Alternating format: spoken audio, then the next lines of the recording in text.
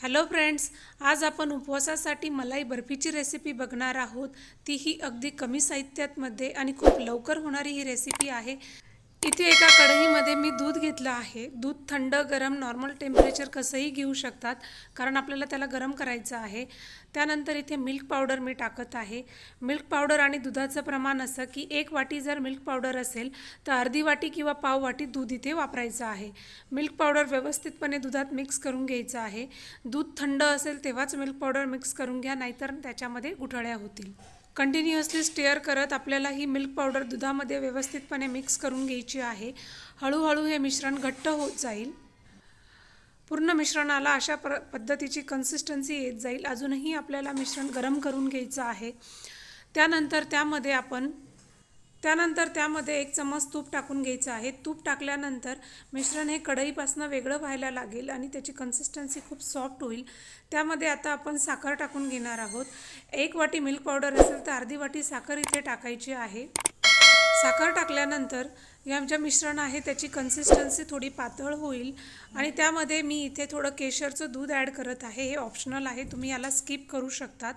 केशरचं दूध ॲड केल्यानंतर त्याला पुन्हा एकदा व्यवस्थितपणे मिक्स करून घ्यायचं। पुढच्या स्टेपमध्ये तुम्ही इथे ड्रायफ्रूट्स ॲड करू शकता। काजू, बदाम, पिस्ता जेही तुमच्याकडे ड्रायफ्रूट्स अवेलेबल असतील ते यामध्ये मिक्स करून घ्यायचे आहे। ही पण स्टेप ऑप्शनल आहे। साखर विरघळल्यानंतर अशा प्रकारची कन्सिस्टन्सी येईल मिश्रणाला। इथे मी एक टिप देत आहे की जर तुमचं मिश्रण अशा कन्सिस्टन्सीचं होत नसेल तर तुम्ही जे मिश्रण आहे ते मिक्सरमधनं एकदा बारीक करून घ्या। मिक्सरमधनं बारीक केल्यानंतर तुम्हाला या अशा प्रकारची कन्सिस्टन्सी मिळेल किंवा यापेक्षाही छान असं गुळगुळीत पिठाचा आकार इथे तयार होईल। आणखी साधारण 5 मिनिटं या मिश्रणाला व्यवस्थितपणे गरम केल्यानंतर त्याचा एकदम छान असा गोळा तयार होईल आणि कढईपासून तो वेगळा सुटायला लागेल। व्यवस्थितपणे त्याचा गोळा तयार झाल्यानंतर आपलं मिश्रण हे जवळपास रेडी आहे। तुम्हाला जर बर्फी लवकर तयार करायची असेल तर या मिश्रणाला अजून थोडा वेळ घट्ट करा।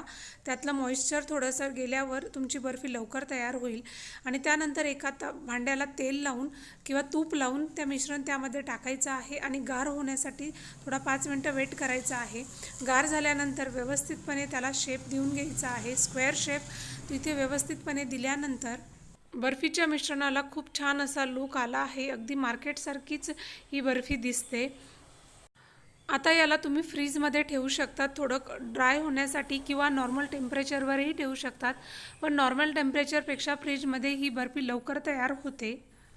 साधारणतः अर्धा तास मी फ्रीजमध्ये ठेवल्यानंतर ही बर्फी व्यवस्थित अशी तयार झाली आहे। आता हिचे तुमच्या आवडीप्रमाणे लहान मोठ्या आकारामध्ये शेप करून घ्यायचे आहे। इथे मी स्क्वेअर शेपमध्ये याला कट करून घेतलं आहे। जर तुम्हाला वाटलं की बर्फी आपली रेडी आहे तर तुम्ही डायरेक्टली सर्व करू शकतात किंवा अजून थोडा वेळ याला फ्रीजमध्ये ठेवलं तरीसुद्धा चालेल। इथे मी तुम्हाला एक पीस काढून दाखवत आहे। तुम्ही बघू शकता की अगदी व्यवस्थितपणे आपली मलाई बर्फी तयार आहे। दिसायला जितकी अप्रतिम दिसते त्यापेक्षा खायला ही खूप मस्त लागते। अगदी मार्केटसारखी हिची टेस्ट येते मलाई बर्फीची। तुम्ही ही रेसिपी नक्की ट्राय करून बघा आणि मला कमेंट करून कळवा की कशी झाली। चला तर मग पुन्हा भेटूया अशा नवनवीन रेसिपीसोबत। तोपर्यंत बाय बाय।